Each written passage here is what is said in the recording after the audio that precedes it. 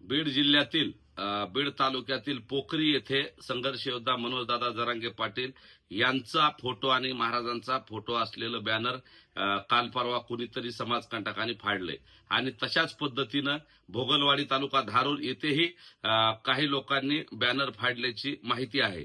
तर माझं दोन्ही बाजूच्या लोकांना आव्हान आहे, कुणी कुणाचे बॅनर फाडू नका। एकमेकांचं आपलं लोकशाही आहे, लोकशाहीतलं एकमेकाचा वैचारिक आपला मतभेद असले पाहिजेत।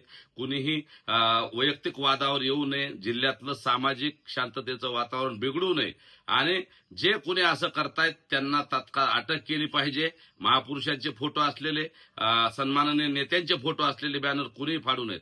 सर्वप्रथम मनोजदादांचं जे बॅनर पोखरी येथे फाडले त्याच्यातले आरोपी अजून पकडले नाहीत, ते पोलिसांनी पकडले पाहिजेत आणि धारूर तालुक्यातले आरोपी पकडले पाहिजेत भोगलवाडी येथील।